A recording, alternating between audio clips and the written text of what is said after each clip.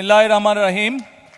আজকে এই কৃষক কার্ড প্রদান অনুষ্ঠানের সম্মানিত সভাপতি, মঞ্চে উপস্থিত বাংলাদেশ জাতীয়তাবাদী দল বিএনপির সিনিয়র যুগ্ম মহাসচিব জনাব রিজভী আহমেদ, মঞ্চে উপস্থিত অতিথিবৃন্দ, আমার সামনে উপস্থিত অতিথিবৃন্দ এবং প্রিয় ভাই ও বোনেরা সহ সকল উপস্থিতিবৃন্দ, আসসালামু আলাইকুম। প্রথমেই আমি আপনাদের সকলকে আজকের এই পয়লা বৈশাখের শুভেচ্ছা জানাচ্ছি। সকল উপস্থিতিবৃন্দ, এই যে পয়লা বৈশাখ আজকের এই অনুষ্ঠানটি কি, কেন পয়লা বৈশাখ কিভাবে আসলো, নিশ্চয়ই অনেকেরই আপনাদের ধারণা আছে। যদিও বর্তমানে এটি একটি সামাজিক অনুষ্ঠানে রূপ নিয়েছে, কিন্তু পয়লা বৈশাখটি আসলে আমাদের এই বাংলাদেশের কৃষকদের সাথে সম্পর্কিত। এই কৃষির ক্ষেত্রে হোক, ব্যবসা বাণিজ্যের ক্ষেত্রে হোক, কৃষকরা তাদের যে হিসাবের খাতা, এই খাতাটি নতুন করে খুলতেন, সেখান থেকে এই পয়লা বৈশাখটি এসছে, এই পয়লা বৈশাখের অনুষ্ঠানটি এসছে। এবং সে কারণেই, যেহেতু পয়লা বৈশাখের মূল বিষয়টি আমাদের কৃষক ভাইদের সাথে জড়িত, কৃষানী বোনদের সাথে জড়িত, সেজন্যই আমরা কৃষক কার্ড প্রদানের যেই অনুষ্ঠান, আমাদের যে কমিটমেন্ট, যেই প্রতিশ্রুতি আমরা এই দেশের মানুষের সামনে দিয়েছিলাম, সেটির আমরা আজকে উদ্বোধন ঘোষণা করলাম, বা উদ্বোধন কার্য আমরা আজকে শুরু করলাম ইনশাআল্লাহ। প্রিয় ভাই বোনেরা, সকল উপস্থিতিবৃন্দ, আমন্ত্রিত অতিথিবৃন্দ, আপনারা এর মধ্যেই জেনেছেন এখানে অনেক গরম, আজকে খুব রোদ, গতকাল বৃষ্টি হচ্ছে, সব কিছু মিলে অনেক গরম। এই শামিয়ানের নিচে আমি সংক্ষেপ রাখবো আমার বক্তব্য, যাদের কষ্ট হচ্ছে ইনশাল্লাহ আপনাদের তাড়াতাড়ি আমরা মুক্তি দিয়ে দিব এই অনুষ্ঠান থেকে। আপনারা এর মধ্যেই জেনেছেন যে আমরা, যদিও অনুষ্ঠানের যে ঘোষক উনি 9টি উপজেলার কথা বলেছেন, বাট আমার কাছে যে কাগজটি আছে এবং আমি যতটুকু জানি, মোট 11টি উপজেলায় পাইলট প্রজেক্ট হিসেবে আমাদের কৃষক কার্ড প্রদানের অনুষ্ঠানটি হচ্ছে। প্রায় 22,000 কৃষককে আমরা প্রথম পর্যায়ে এই কৃষক কার্ডের সুবিধা আমরা তাদের কাছে পৌঁছে দিতে চাচ্ছি। সকল উপস্থিতিবৃন্দ, আপনাদের নিশ্চয়ই মনে আছে যে এটি একটি রাজনৈতিক সরকার, বাংলাদেশের জনগণের ভোটে বর্তমান সরকার নির্বাচিত একটি সরকার। আমরা নির্বাচনের পূর্বে আমরা দেশের মানুষের কাছে যে সকল প্রতিশ্রুতিগুলো দিয়েছিলাম, তার মধ্যে এই কৃষক কার্ডের প্রতিশ্রুতি ছিল।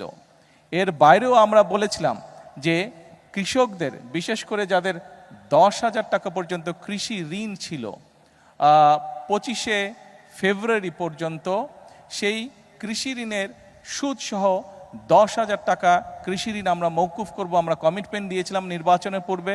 আল্লাহর রহমতে আমরা নির্বাচনের পরে প্রথম সপ্তাহের মধ্যেই আমরা সেই কাজটি সম্পন্ন করতে সক্ষম হয়েছি, যার মাধ্যমে সমগ্র বাংলাদেশে প্রায় 12 লক্ষ কৃষক এই সুবিধাটি পেয়েছে।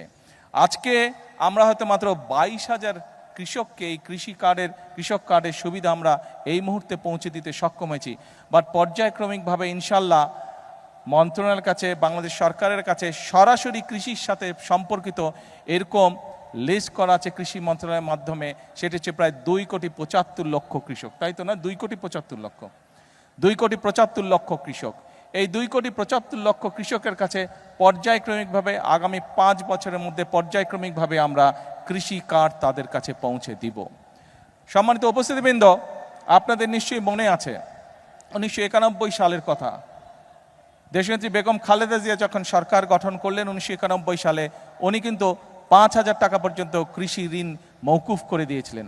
শুধু তাই নয়, 25 বিঘা পর্যন্ত যে কৃষি জমি ছিল সেটির খাজনাও সেই সময় মওকুফ করে দেওয়া হয়েছিল।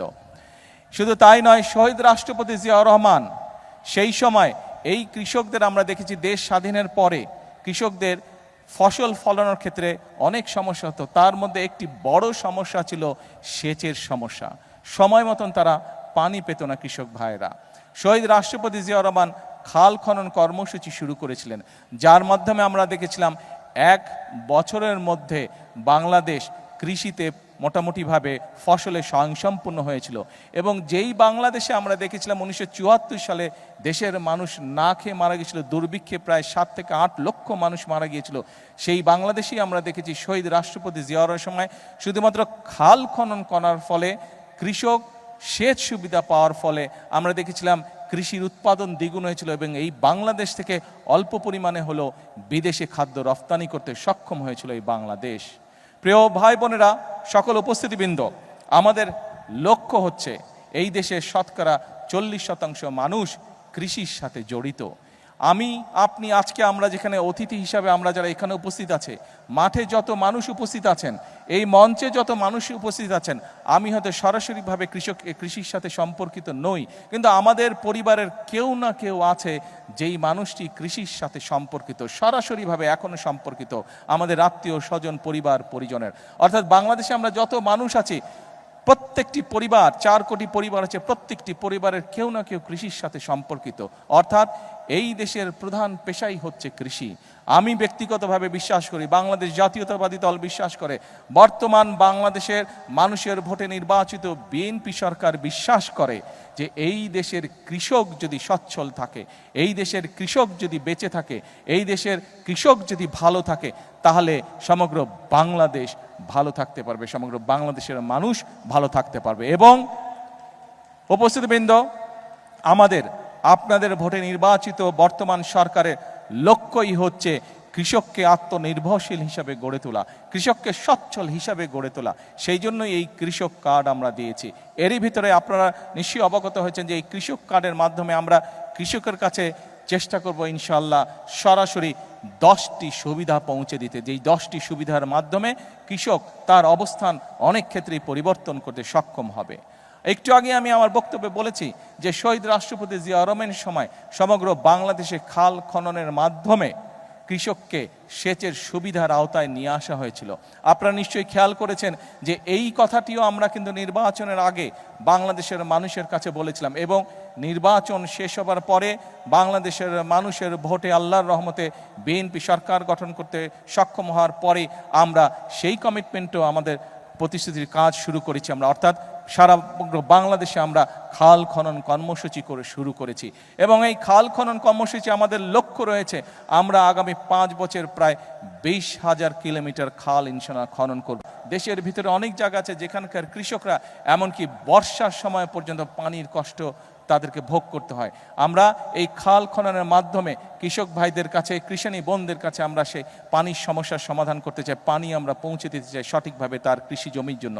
শুধু তাই নয়, এই খাল খনন করার মাধ্যমে আমরা আমাদের লক্ষ্য উদ্দেশ্য হচ্ছে বন্যার সময় যে অতিরিক্ত বর্ষণ হোক বা হঠাৎ করে যে পানি চলে আসে সীমান্তের ওপার থেকে, এই সমস্যাগুলোকে যাতে আমরা ম্যানেজ করতে পারি, সেই পানিগুলোকে যাতে আমরা পরবর্তী সময়ের জন্য ধরে রাখতে পারি, সেই জন্য খাল খনন আমাদের একটি লক্ষ্য। আর আরেকটি সবচেয়ে বড় লক্ষ্য, বিগত 50 বছর ধরে কৃষক ভাইরা বলেন, মানুষ তার চাহিদার জন্য বলেন, আমরা ডিপ টিউবওয়েল বলেন ব্যবহার করতে করতে আমাদের মাটির নিচে যে পানি আছে সেই পানির স্তর অনেক নিচে চলে গিয়েছে, যা সামগ্রিকভাবে দেশ এবং মানুষের জন্য একটি ভয়াবহ ব্যাপার। যদি এই পানিও শেষ হয়ে যায় তাহলে প্রত্যেকটি মানুষ, এই দেশে বসবাসকারী প্রত্যেকটি মানুষ কষ্ট পাবে। সেজন্য খাল খননের মাধ্যমে, নদী খননের মাধ্যমে আমরা সেই আন্ডারগ্রাউন্ড ওয়াটার লেভেল যেটি আছে সেটিকে আমরা আস্তে আস্তে রিচার্জ করতে চাই, সেইটিকে আমরা আবার আগের অবস্থায় পুনরায় আমরা ফিরিয়ে আনতে চাই, সেটিও আমাদের লক্ষ্য এবং উদ্দেশ্য। সম্মানিত উপস্থিতিবৃন্দ, সকল প্রিয় ভাই বোনেরা, আপনারা নিশ্চয়ই দেখেছেন যে নিশ্চয়ই অনেকে পত্রপত্রিকায়, আজকের সকালের পত্রপত্রিকা দেখেছেন, গতকালকে এই প্রতিশ্রুতিটি আমি বাংলাদেশের মানুষের সামনে আমাদের দলের পক্ষ থেকে দিয়েছিলাম যে বিশেষ করে যে সকল অঞ্চল, উত্তর অঞ্চল সহ টাঙ্গাইল সহ বাংলাদেশের যে সকল অঞ্চল কৃষি নির্ভরশীল এলাকা, সেই সকল অঞ্চলে আমরা যেমন কৃষক ভাইদের পাশে দাঁড়ানোর চেষ্টা করব, কিষানী বোনদের পাশে দাঁড়ানোর চেষ্টা করব, আমরা যেরকম কৃষিকে সহায়তা দেওয়ার চেষ্টা করব, একই সাথে আমাদের চেষ্টা থাকবে যে শুধু কৃষি পণ্য উৎপাদন করলেই হলো না, সেই সকল অঞ্চলে কিভাবে কৃষি পণ্যের সাথে সম্পর্কিত যে সকল কলকারখানা আছে সেগুলিও যাতে প্রতিষ্ঠিত করা যায়, যাতে কৃষক তার পণ্যের মূল্য আরও বেশি পেতে পারে, যাতে করে আমাদের কৃষিজাত পণ্য এগুলো যাতে বিদেশে আমরা রফতানি করতে পারি, সেই জন্য আমরা পদক্ষেপ গ্রহণ করব। এবং আপনারা নিশ্চয়ই অনেকেই, সকলে না হলে অনেকেই পত্রপত্রিকায় দেখেছেন, গতকালকে খবরে দেখেছেন যে আমি গতকাল বাংলাদেশের যে সকল ব্যবসায়ী এই কৃষিজাত পণ্যের ব্যবসার সাথে সম্পর্কিত, যাদের এরকম কৃষিজাত পণ্যের কলকারখানা আছে, তাদের সাথে বসলাম। প্রায় 4 ঘন্টা আমি তাদের সাথে বসেছি, তাদের সমস্যার কথা শুনেছি এবং অনেকগুলো সমাধানের চেষ্টা আমরা সরকারের পক্ষ থেকে আমরা চেষ্টা চেষ্টা করেছি যে তাদের সমস্যার সমাধান, যাতে করে তারা আরও বেশি বিনিয়োগ করতে পারে, আরও বেশি মানুষকে সম্পর্কিত করতে পারে, আরও বেশি কৃষি পণ্য কৃষক ভাইদের কাছ থেকে কিনতে পারে এবং সেই সকল পণ্যকে ফিনিশ করার মাধ্যমে তারা বিদেশে রফতানি করতে পারে। তাতে করে একদিকে যেমন কৃষক ভাইদের সুবিধা হবে, একইভাবে দেশের জন্য আমরা মূল্যবান বৈদেশিক মুদ্রা পর্যন্ত আমরা অর্জন করতে সক্ষম হব। প্রিয় ভাই বোনেরা, প্রিয় কৃষক ভাইরা, কৃষানী বোনরা, আমরা জানি কৃষক ভাই বোনদের আরেকটি বিশাল সমস্যা রয়েছে। সেটি হচ্ছে অনেক কৃষক ভাই বোন ফসল উৎপাদন করে, অনেক ফসল আছে, যেমন এইখানে এই টাঙ্গাইলের আনারস বিখ্যাত। এই আনারস প্রচুর ফলে। আমাদের এই যে ফকির সাহেব আছে, ওনার স্বপন ফকির আছে, ওনার এলাকায় প্রচুর আনারস আছে, কিন্তু এই আনারসকে আমরা প্রিজার্ভ করে রাখতে পারি না। অর্থাৎ আনারসটা সিজনের পরেও যাতে আমরা রাখতে পারি, সেটার জন্য কোল্ড স্টোরেজ বা সেরকম প্রক্রিয়াজাত কিছু নাই। এরকম অনেক দ্রব্য আছে বাংলাদেশে যেগুলোকে আমরা যদি প্রক্রিয়াজাত করে রাখতে পারি, কোল্ড স্টোরেজ করে রাখতে পারি, তাহলে কৃষক ভাইরা যেরকম ফসলটা যখন বেশি হয় তখন অনেক সময় দাম পায় না, কিন্তু আমরা যদি কোল্ড স্টোরেজে রাখতে পারি তাহলে কৃষক ভাইরা পরবর্তীতে দাম পায়। শুধু কৃষক ভাইরা দাম পায় না, একই সাথে মানুষও সিজনের পরেও সেই ফসলটির সুবিধা পায়, সেই ফল ফলাদি বলেন সেটি মানুষ খেতে পারে। সেই জন্য এরই ভিতরে আমরা বিদেশিদের সাথেও কথা বলেছি, বিভিন্ন দেশ উৎসাহী ইন্টারেস্টেড এই বিষয়ে আমাদেরকে সহযোগিতা করার জন্য। বাংলাদেশের অনেক ব্যবসায়ীরা তারা উৎসাহিত এই বিষয়ে পদক্ষেপ গ্রহণ করার জন্য। আপনাদের নির্বাচিত বিএনপি সরকারও এই ব্যাপারে আমরা পদক্ষেপ গ্রহণ করছি, এ ব্যাপারেও ইনশাল্লাহ কাজ করছি। আমরা চেষ্টা করছি বিভিন্ন জায়গায়, যে সকল জায়গায় ফসল নষ্ট হয়ে যায় কোল্ড স্টোরেজ হবে, সেখানে ধীরে ধীরে আমরা কৃষক ভাইদের সুবিধার জন্য আমরা কোল্ড স্টোরেজ তৈরি করব, যাতে কৃষক ভাইরা তাদের ফসলের মেয়াদ আরও বেশি টাইম পর্যন্ত ধরে রাখতে সক্ষম হয়।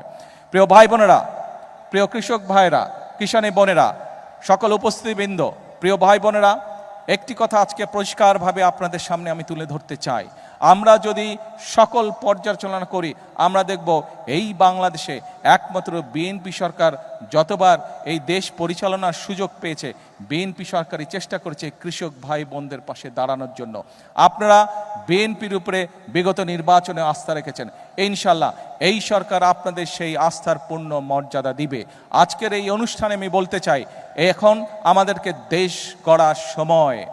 কৃষক ভাইদের পাশে আমরা যেরকম দাঁড়াবো, একই সাথে আমরা আমাদের দেশের কৃষানী বোন সহ আমাদের দেশের যে নারী সমাজ আছে, তারা হচ্ছে দেশের অর্ধেক, জনসংখ্যার অর্ধেক। এই নারী সমাজকে যদি আমরা স্বাবলম্বী করে গড়ে তুলতে না পারি, তাহলে এই দেশকে আমরা সামনের দিকে এগিয়ে নিয়ে যেতে পারবো না। এবং সেই কারণেই আমরা প্রতিশ্রুতি দিয়েছিলাম যে আমরা যদি সরকার গঠন করতে সক্ষম হই, তাহলে আমরা বাংলাদেশের মা বোনদের জন্য, নারীদের জন্য, আমরা পরিবারের নারী প্রধানের জন্য আমরা ফ্যামিলি কার্ড চালু করব। আল্লাহর রহমতে সেই কাজটিরও পাইলট প্রজেক্ট আলহামদুলিল্লাহ আমরা শুরু করতে সক্ষম হয়েছি এবং পর্যায়ক্রমিকভাবে আগামী 5 বছরের ভিতরে আমরা বাংলাদেশের চেষ্টা করব সকল নারী প্রধান পরিবারের কাছে এই কার্ডের সুবিধা পৌঁছে দেওয়ার জন্য, এই কার্ডটি পৌঁছে দেওয়ার জন্য। অর্থাৎ এই সরকার জনগণের সরকার। এই সরকার, কৃষক বলুন, এই সরকার দেশের মা বোনদের কথা বলুন, মসজিদের ইমাম খতিব সাহেব সহ অন্যান্য ধর্মীয় যারা গুরু আছেন তাদের কথা বলুন, ছাত্রদের কথা বলুন, শ্রেণী পেশা নির্বিশেষে প্রত্যেকটি মানুষের পাশে দাঁড়ানোর চেষ্টা করবে।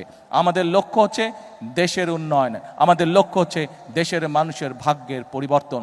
সেজন্যই আমরা বলে থাকি, করব কাজ, গড়ব দেশ। সবার আগে কে? সবার আগে কে?